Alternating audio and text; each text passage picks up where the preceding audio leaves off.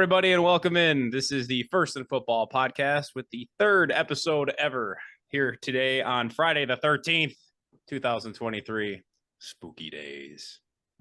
Today, we got Thursday Night Football recap, notable news around the league, and we're going to get into our Sunday predictions. So, Mike, you want to kick us off here? Get into Thursday night a little bit? Yeah, let's start by recapping Thursday Night Football. Apologize for not being here in the last episode that Justin threw up. We're kind of getting into routine here. We'll explain more about our next shows and when things are going to be coming up at the end of the episode here.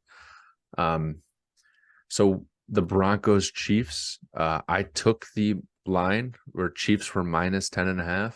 And Justin did not. As you guys heard, he thought that the Broncos were going to have a bounce back game for Sean Payton. And I said that the Broncos looked like a deflated team. Tom Wilson only threw 95 yards and 2 picks. Brutal. Tom Wilson? Am I missing a joke there? Or sorry. Oh. Literally. I didn't know if that was a reference to like an old player that, existed before we were. As you can tell, I am wearing a hockey hat here. Tom Wilson just got in a fight at the end of the Penguins game. So Russell Wilson correlated over there. And then Kelsey had a huge game in the first half. I think he had 100 plus yards in the first half. Mahomes threw for over 300 yards. They fizzled out in the red zone or on their half of the field. But I mean, even though a deflated Kansas City team looks better, the Broncos are bad. They look way better. I mean, I can agree. The Broncos look terrible, but like they didn't look as bad as I think is what the scoreboard indicates, or maybe is like as hard as they're getting it laid on them. I mean, like for 95 yards. For context here, okay, I think the Broncos, this is going to sound weird, but I think the Broncos are actually improving as a team. It's just Russell Wilson is not. Russell Wilson is literally holding them back. And this is his worst fantasy week yet, though, I think. I might even be probably the worst fantasy week of his career, honestly. But like he just looks bad. I've never seen someone just like fall off the cliff like this, like unwarranted. Like he's got no major injuries. You know what I mean? Like Peyton Manning fell off the cliff, but after like 4 neck surgeries, and he was, like 40. Everybody kind of saw that coming. And but, I don't know if you watched that game. They were saying that he's down like, I'm guessing, like they said like 10, 15 pounds. They said he's the best shape. He's felt the best he's ever felt. But I mean, the Broncos stink. They do. But I mean, like, let's put it in perspective here. Okay. Like it was 3-0 with 3 minutes and 3 seconds to go in the second quarter. Okay. Denver got the ball back with 47 seconds to go in the second half after they managed to keep it 3-0 up until that point. All they had to do was get to halftime, and all of a sudden you get to halftime and it's 13-0. Yeah, but a bad Chiefs team, which I guess a bad Chiefs team is probably better than an average team. A lot of people would like a bad Chiefs team to root for, I guess. But like Mahomes threw 2 picks. Like, dude, that Denver defense showed up. You can't deny that. That Denver defense played the best it has all year, and I kind of thought they would. Dude, it was 16-8. It was a 1-possession game with 6:06 to go in the fourth. It's a weird game. There's no excuse. Like that game was totally within reach. I don't like the fact that KC covered the line is crazy to me. That's why I was like, no, but.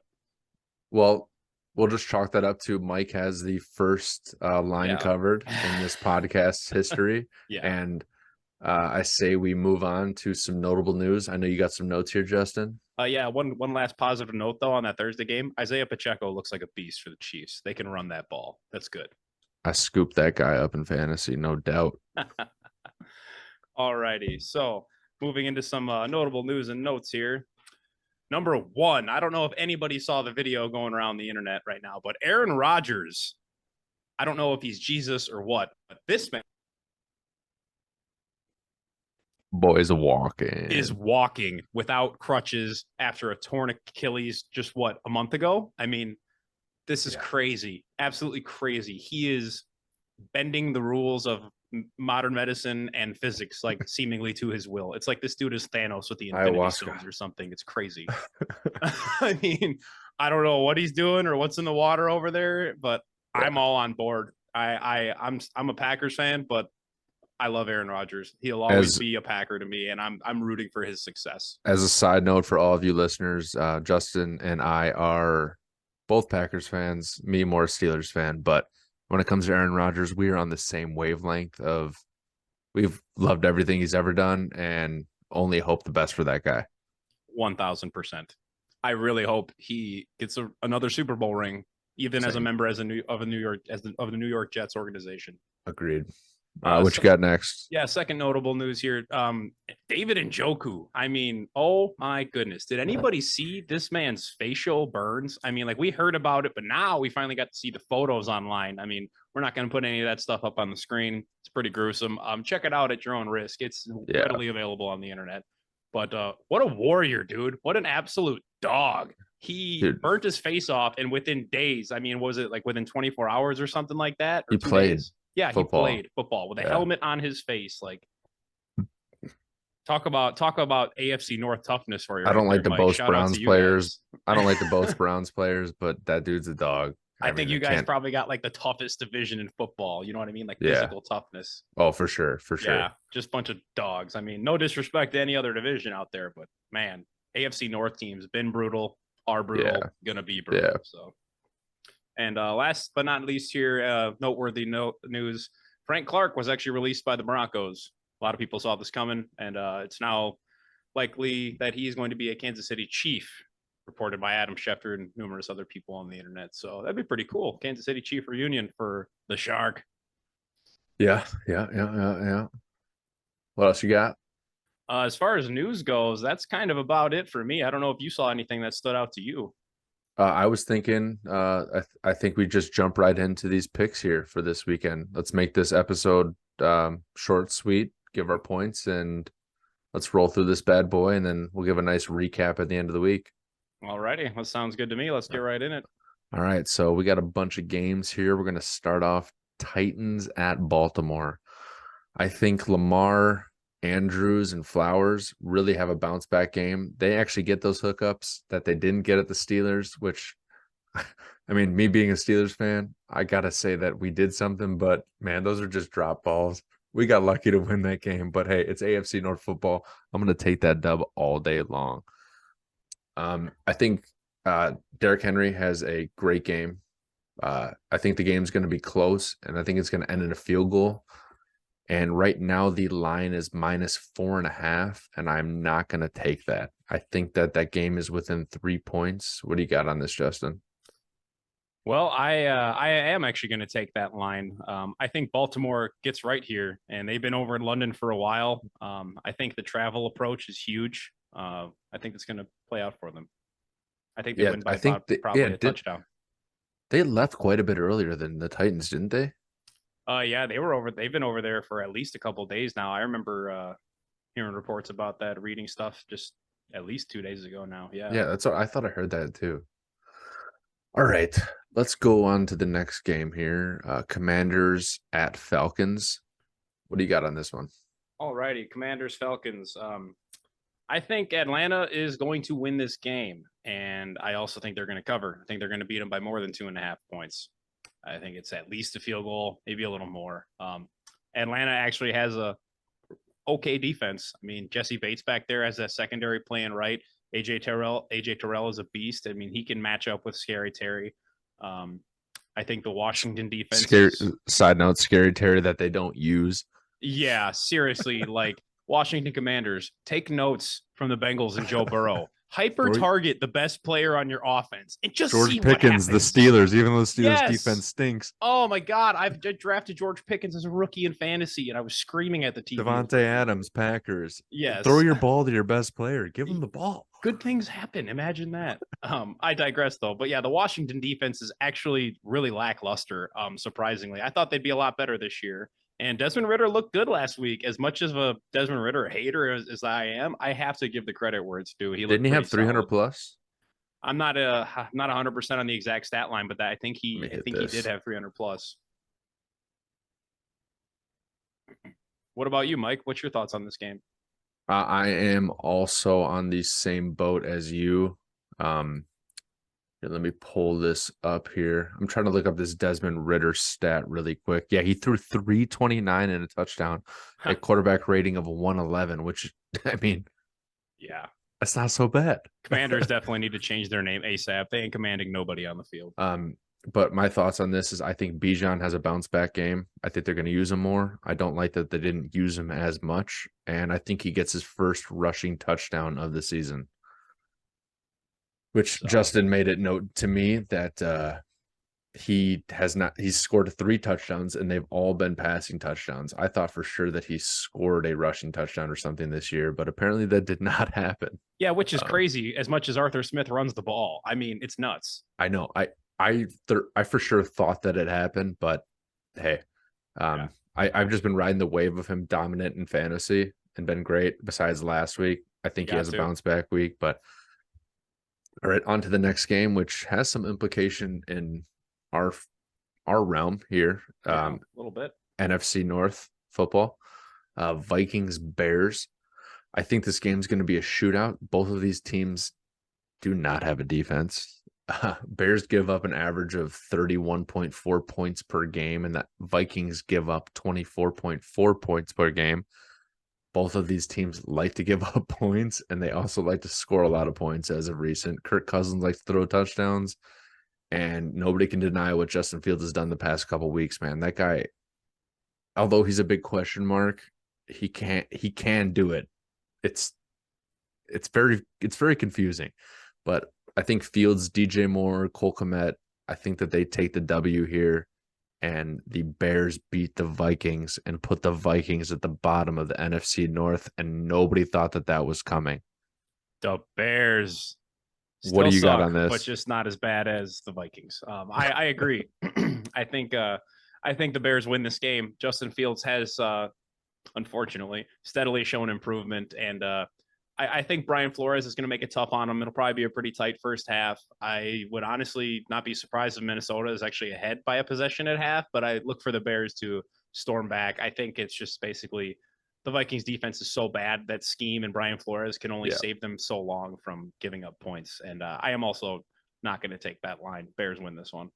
My only other shout out is Jordan Addison. Play him in fantasy. I think he's going to blow up with Justin Jefferson being out. Agreed.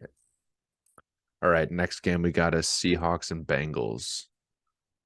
Yes, sir. Seahawks and Bengals. I'm very excited for this matchup. Joe Shiesty is back, baby. I think he had the first MVP performance of his MVP campaign that he has started last week at Arizona. I know it's against Arizona, but Arizona's pretty scrappy now. Come on, give him some credit. I think there's still hope for Joe Burrow to win the MVP, and I think he's going to make a good effort for it this year, and I think he continues that again with an MVP-like performance against Seattle. That Seattle defense was really hyped in the offseason, all training camp, and they just haven't passed the eye test for me.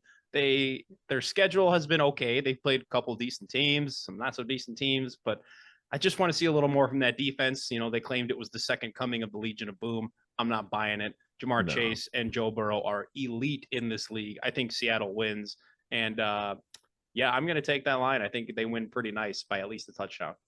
So you got Cincy winning by well over 3 here. Correct. So I think I'm taking that line with you. Seattle gives up a whole bunch of passing yards to opponents.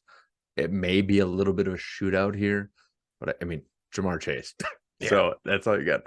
DK Metcalf is nice. Tyler Lockett's nice. That's all nice, but it's Jamar Chase. And Joey Burrow's heated up. You can't argue with that combo.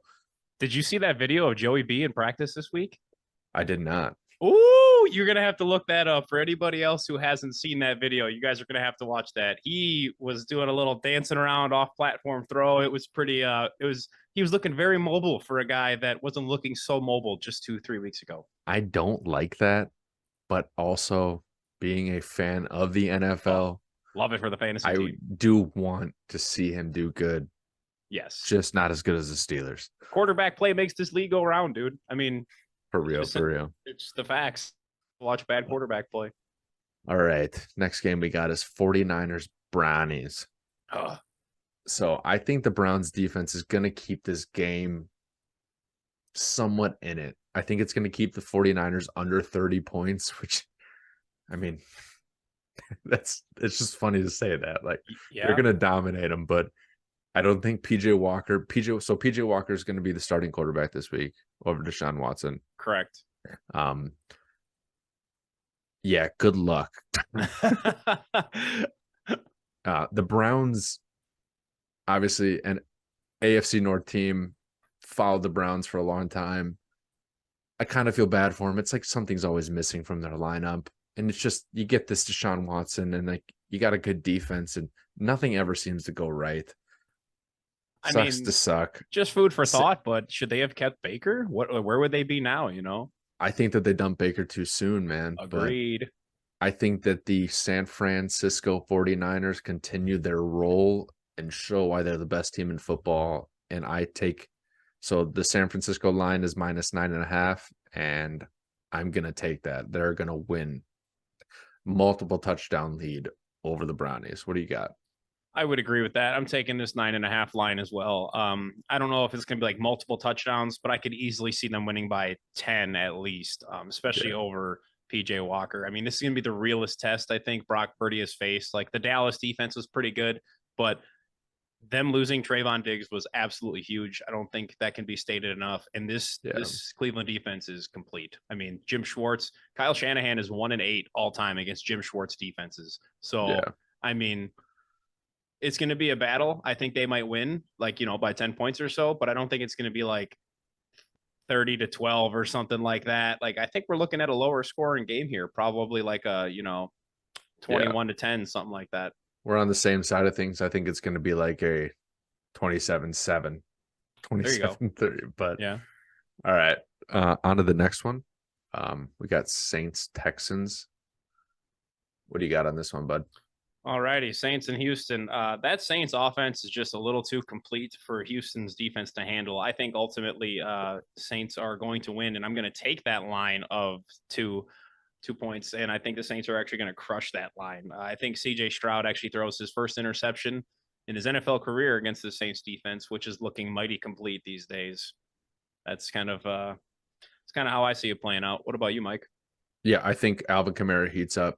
Saints defense gives CJ Stroud his first NFL pick, and it's going to be a competitive game, but I'm going to take the Saints over the Texans, and I think it's a field goal game. So, yes, I'm going to take that line. Very Um, well. I did have to. That was a quick switch up on my pick here. Originally, I did not have them taking that line, but I think the line moved. So, I wanted to fix that up here quick on an Excel spreadsheet. On to the next game. We have the Panthers Dolphins. I mean, Nope. I it's think we're on Colts Jags. oh, you're right. You're right. Yep. Hold up. All right, so we got Colts Jags here. I think this is going to be a really close game. I think the Jags have been riding a high here coming out from overseas. And I think this is going to be the first game that Trevor Lawrence throws his first 3-touchdown game this season. And Calvin Ridley is going to be on the receiving end of 2 of those. I believe Jones is out this game. Correct. Zay Jones is out. So Jay Jones is out this game. I think Calvin Ridley is going to catch 2 out of 3 of these touchdowns. On the other side of the ball, I think the Colts are going to dominate in the run game. They're going to use Zach Moss. They're going to use Jonathan Taylor. They're going to run the ball down their throat, but I don't think Gardner Minshew is going to have his redemption tour here against the Jacks this weekend. I don't know. It's going to be a close game, and I'm not going to. So Jacksonville is -4.5. This game's going to be within 3 points, in my opinion. And I think the Colts are going to take this win by a field goal, last-second field goal. I mean, Garner's not going to have, like I was saying, he's not going to have a redemption tour. He's not going to have a great game, but they're going to pull it out. And it's not going to be because of him. I think it's going to be that run game. What do you got? Well, first of all, as far as injuries goes, I know you just injuries go. I know you just brought up Zay Jones. We will get to injuries at the end of all these game previews here, just so everybody is aware. But for the Colts and the Jacksonville game, I don't think that it's going to be such a high scoring affair as you do. I mean, 3 touchdowns from Trevor Lawrence and 2 going to Calvin Ridley. I think this game is actually a bit more of a running and defensive struggle. We're going to really see how a team is affected after staying 2 weeks over in London and coming back. I mean, they played back-to-back games there, Yeah. divisional matchup. They just played each other week 1. I'm not taking that line either of Jacksonville 4.5. I'm staying away. I think the Colts win this game outright. I think the run game heats up as well. Taylor's going to get an increased workload, by the way, all you fantasy owners out there. I just see a Jonathan Taylor 70-yard touchdown or a Zach Moss 40, like some breakaway touchdown please, from it. yes, speak that into existence. I will take that. That is why I see it to be like a little bit higher scoring where like, okay, you got a tired Jags team, you got a tired Jags defense coming in. That's true. But then you have a Colts offense that wants to but that you can't slow down Trevor Lawrence and that like I don't know exactly how I feel about Trevor Lawrence, but I think that I don't know. It's going to be interesting, man. It's going to be an interesting game, but neither of us take that -4.5 Jacks, that's for sure. Yeah. All right. Next game we got Panthers Dolphins. All righty. Dolphins Miami, at home. Carolina. Yes, Miami is at home. That heat is going to play a factor. And let's be real, that's kind of the least of Carolina's concerns. I think Miami's going to slaughter them. That offense just is so overpowered. Carolina's defense is completely outmatched. I look for Tua to have an MVP performance this week, just like Joe Burrow. I think he's going to shine bright like a diamond, to quote Rihanna. I'm looking to see any type of progress, though, this week from Bryce Young. I really am. I know it's been an uphill battle for the dude, and they're probably going to lose this game. There's really not a lot to look forward to, but got to show some improvement. The kid looks good, but he's just so small, man. Like we said in the first episode, I don't know if he's going to last because he's just so small. What's your thoughts? Oh, I'm sorry. I didn't even say the line. Yeah. I think Miami slaughters them at 14 points. Yeah. It's Miami -14. We may have been lapsing a little bit in that of saying out the lines here when Justin was talking. Yeah, me and Justin both have Miami -14. I think the Dolphins continue their dominance. I think Mostert has a great game. And if you have Adam Thielen on your fantasy team, he's going to have a good game because he's going to get a whole lot of slop. Like, I mean, play both of them. But yeah, Dolphins are going to continue their reign, no doubt. Oh, I just realized I was muted there for a second. Yes, sir. No doubt. Fire up Adam Thielen. My apologies, everybody. Fire him up, dude. All right. So next we got Patriots at Raiders. Start us off. What you got? I think that the Raiders offense dials it up. I had the pick last week. We did not do picks last week, but unfortunately, as Justin knows, I did say the Raiders were going to win. I don't know if you remember that conversation we had off of air, but yes, I do. I thought that, man, you made the pick on the episode. Oh, did I? You did. Okay, so yeah, so I think that the Raiders offense and Garoppolo continue to get better. I think that they're going to have a better rushing day as well with Josh Jacobs. I think Devontae Adams is going to get more balls thrown at him, not just at the end of the game like last game, but throughout the game. And I think that the pass rush of the Raiders is going to get at Mac Jones. And we're going to see another quarterback switch mid-game, maybe. But you think it's going to be Zappy hour over there? I mean, after this game, dude, the rumors are going to continue to spiral about who's going to be the quarterback and who's going to be the head coach of the Patriots. I mean, the questions about the coach are valid. The questions about the quarterback are valid. But here's a question that I don't know if anybody's asked. With all this talk, I hate to budge in here on you, but with all this talk about Kirk Cousins going to the Jets and everything. Kirk Cousins to the Steelers. No. Kirk Cousins to New England. Did you not hear, what was his name? I forget the guy's name. He was the GM. Was he the GM of the Patriots? He was saying Kirk Cousins to the Steelers. Oh, no. I do like that idea though, but I was actually pondering earlier this week. I'm like, man, like that would be a great way to bring some stability to New England. Kirk Cousins can kind of make, chicken salad out of chicken shit, for lack of a better term. And they don't really have much to work with over there. And Mac Jones seems to just be mentally spent. He's kind of a brat, But yeah, it was Lombardi that said that. Michael Lombardi. Oh, Michael Lombardi said Kirk Cousins to the Steelers. Huh. I mean, What are you going to give up? Man, I mean, I don't think I don't I know nothing let's about the Patriots. Are like it's just so weird to see them get rid of Bill Belichick. It's not going to happen this season. We know it's not. There's no way they disrespect him mid-season to get rid of him. They're going to ride this wave. They're going to stink this year, and that's about it. I completely agree. Let's dock that conversation for now and come back to that after the games. For sure. All right, let's go into the next one. Lions Bucks. Yeah, just to butt in on that Raiders Patriots game. I agree. I think the Raiders are also going to win, and good call. They're going to cover that line by 3 points. I think they're going to actually surpass that line. New England has looked abysmal. Yeah, Vegas is -3, and we both think that the Raiders are going to cover that. Yep. All right, what you got on the Lions Bucks? Lions Bucks, Tampa Bay, and Detroit. Well, first and foremost, Amon-Ra St. Brown is expected to play. He is back. Jahmyr Gibbs ain't. Yeah, no, he is not. I think it's a rough one. I think that the heat down there in Tampa and that Tampa defense will kind of put the clamps on that Lions offense and keep it a pretty close game. But I do like Detroit to pull out the W, and I think they're going to cover. That line is currently set at Detroit -3. I agree with that cover. I think the Lions continue their momentum. They put up 30+ points, but I also think Baker keeps it interesting. And now that Mike Evans is playing this week, yes, that guy's a dog. But absolute dog. What is it now? Like 9 years straight, 1,000-yard seasons since he came in the league. Something like that, man. Absolute He's phenomenal. I pick him up every year in fantasy. He's not a bad dude to have, and I am going to play him this week in a flex spot for sure. Absolutely. I have Chris Olave benched against Houston this week in place of Mike Evans. That's what I'm doing. That's a question mark. Hey, man, the Houston passing defense is real. I think the Saints are going to have to run a bit more this week. And I think that Olave's the #1, so look for Michael Thomas to maybe get some sneaky good looks here in this game. That's my sleeper fantasy tip of the week here. Michael Thomas has been steady getting like 8+ points a game. Yes, Sleeper. Sir. He's honestly averaging like 5 or 6 catches for 50, 60 yards each week. And he's nice. He's getting close to the end zone. So, all right.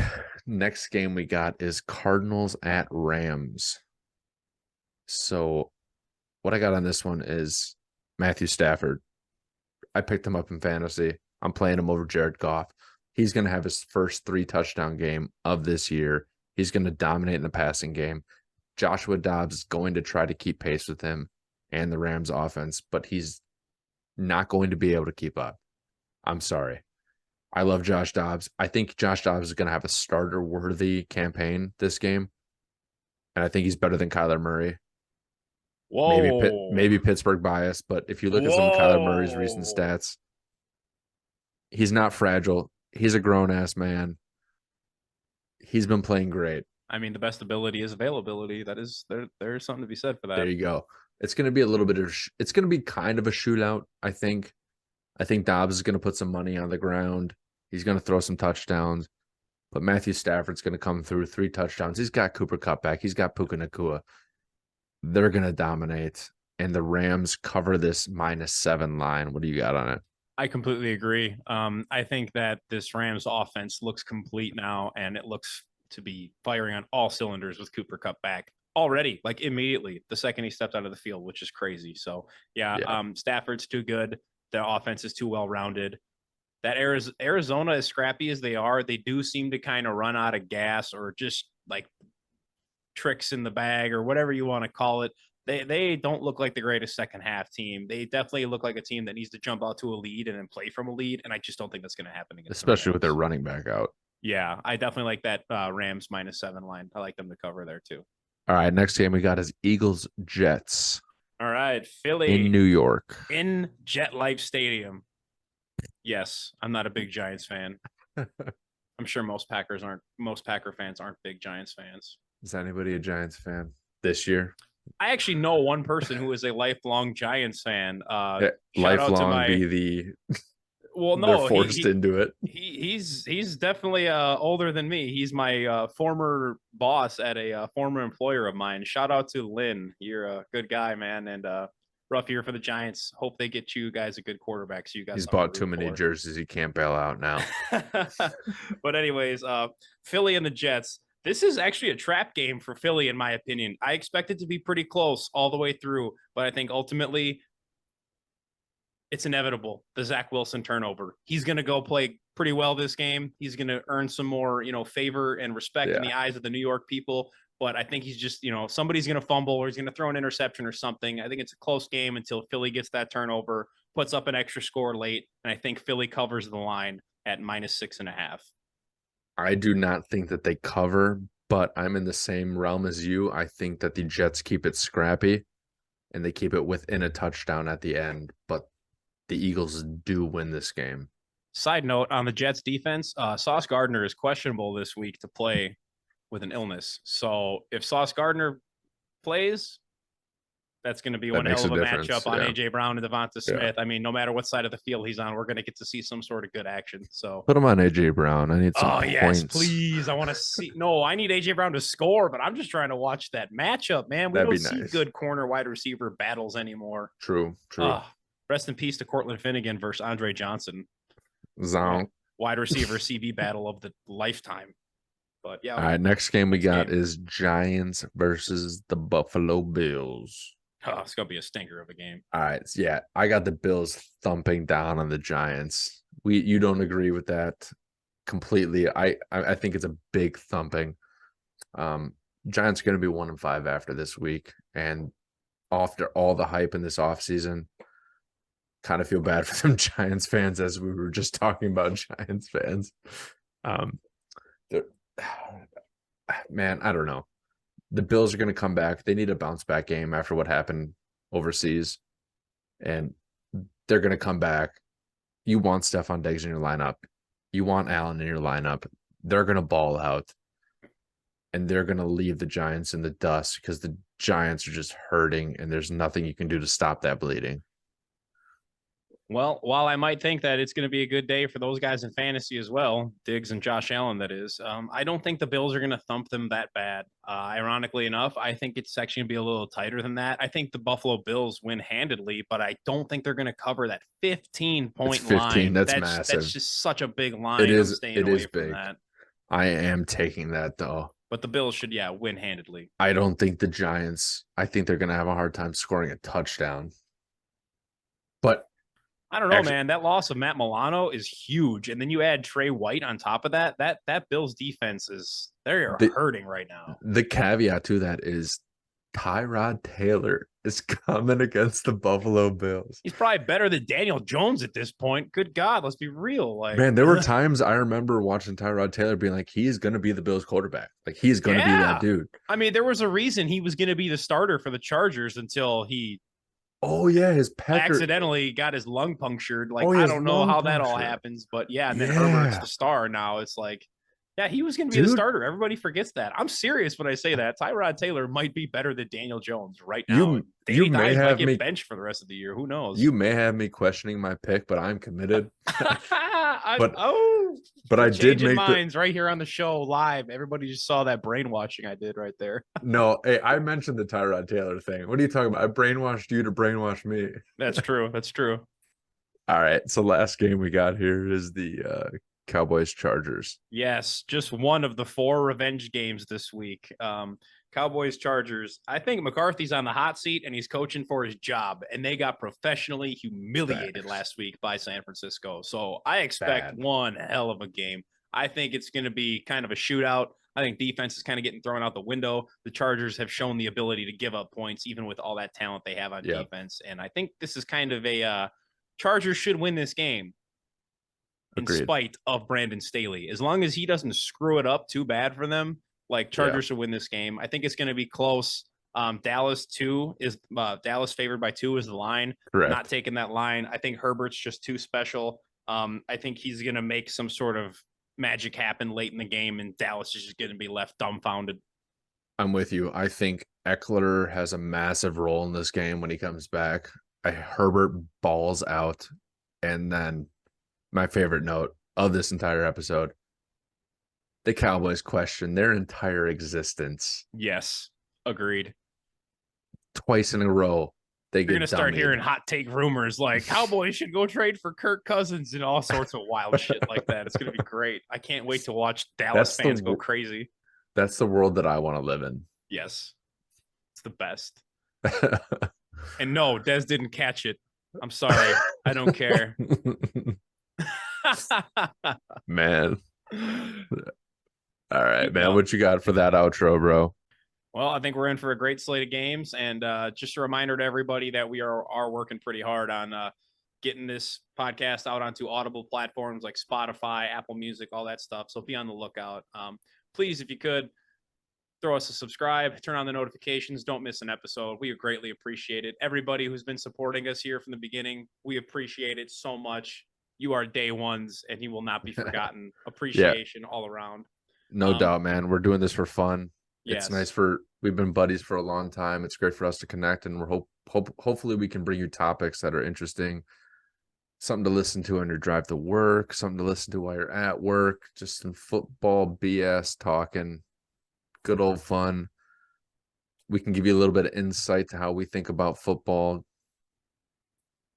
Exactly. Couldn't have said it better myself. And so, I mean, we're always looking for more content and stuff to talk about, football related. So please, comment things that you have to say, hot takes, hot comments, things you what do you want us to to talk about? Yeah, exactly. Everything. So yeah, that's it for today's episode, everybody. We will have another episode for you after Sunday's games. So hope everybody has a great weekend, and see you next time. Yeah, look for the episode coming late Sunday, Monday morning for most of you like me. We got a night owl over here. That's going to be night shift life. So all you night owls like me, you'll get that episode sometime between probably, I don't know, after midnight and 5 a.m. So we'll see Sunday night. All right, man. Have a good week 6. Yep. Everybody take care.